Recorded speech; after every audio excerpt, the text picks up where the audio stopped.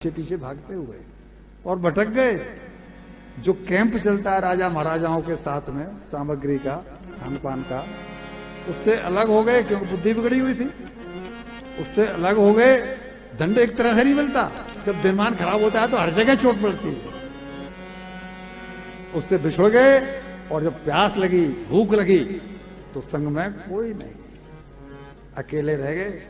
तो जंगल में भटके और वहां एक समीक मुनि का आश्रम था।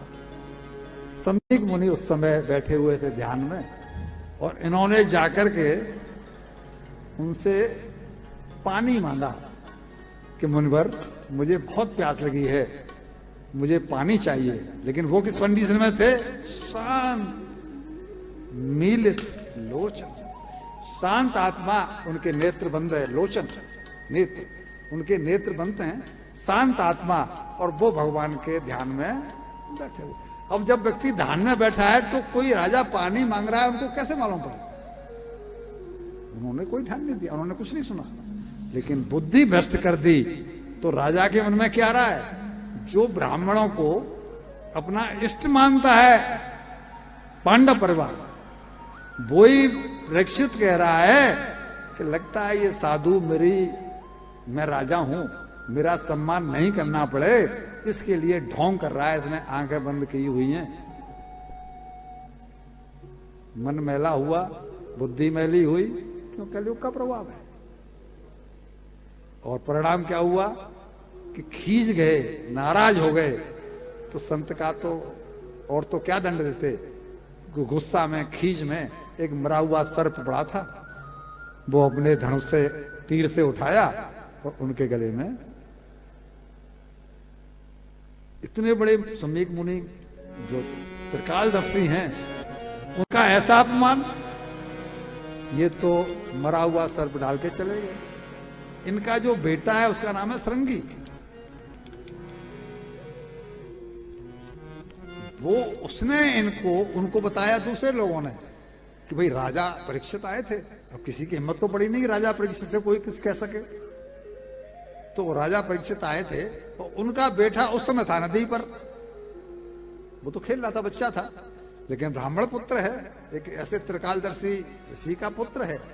तो उसको बताया कि तेरे पिताजी के गले में राजा परीक्षित मृतक सर्प डाल गए हैं। तो उसने वहीं पर जल लिया नदी का, मंत्र पढ़े और श्राप दे दिया कि जिसने मेरे पिताजी के गले में मृतक सर्प डाला है, मैं उसे श्राप देता हूं कि आज से 7वें दिन उसको जिंदा तक्षक सर्प डसेगा और उसकी मृत्यु। परिणाम कलयुग के संग रहने का परिणाम।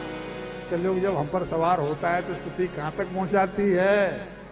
जूते हमें पहन लेने चाहिए। हम बच सकते हैं, लेकिन ये ध्यान रहे कि हमें अपना बचाव खुद करना है, कोई किसी का नहीं करेगा।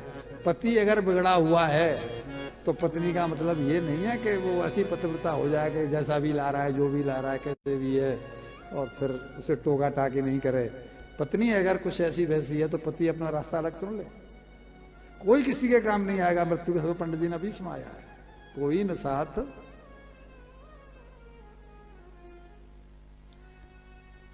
को कहता है संगी कि मेरे पिताजी तो समाधि में थे, नशा समाधि रोज से, और उसको लगा कि मेरे पिताजी ढोंग कर रहे हैं। ये उसका दुर्भाग्य है कि वो संत की कद्र नहीं कर पाया। तो उन्होंने क्रोध में कहा, इति लंगति मर्यादम।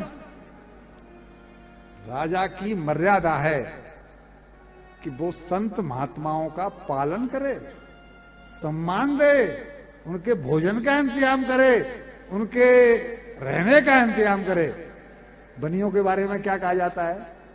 बनियों की ये मर्यादा है कि वो कहीं पर अगर कोई भूखा देख रहा है, बनिए साहूकार है, सेठ है, लाला है, उनका ये फर्ज बनता है कि गांव के बाहर कोई मंदिर है, बनिए से मतलब व्यापारी, गांव के बाहर कोई मंदिर है और कोई साधु आया है तो कम से कम भोजन का इंतजाम तो करे। साधु की तो फैक्ट्री चल नहीं रही है, साधु तो भोजन की सामग्री साथ लेके चलता नहीं है। उसी तरह ये राजा है इसको तो उनका सम्मान करना चाहिए। इतनी लंघितम मर्यादा, इसने मर्यादा का उल्लंघन किया है, तो मैं साथ देता हूं तक्षक सप्त में। आज से 7वें दिन उसको तक्षक नाग डस लेगा। अब हमारा आपसे एक प्रश्न,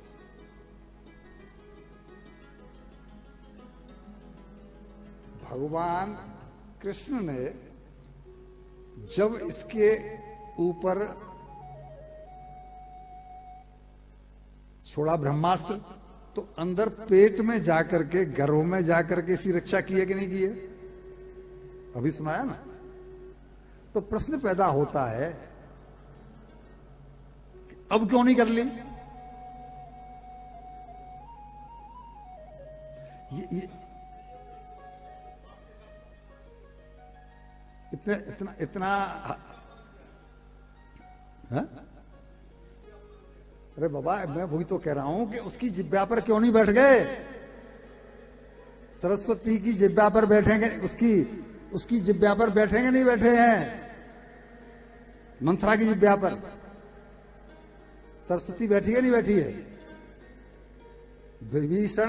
विभीषण जिस समय भगवान आए और विभीषण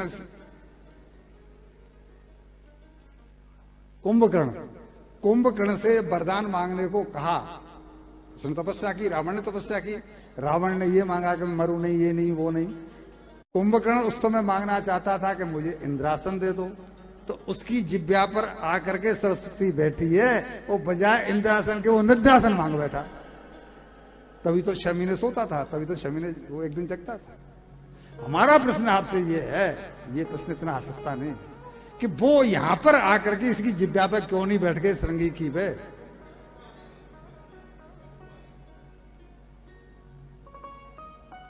राम, इसको ऐसे कहो, राजेश्वरानंद जी का नाम तो आपने सुना है। राजेश्वरानंद जी कहते थे कि यही तो भगवान की लीला है। वो किस समय क्या कराना चाहते हैं कुछ पता नहीं।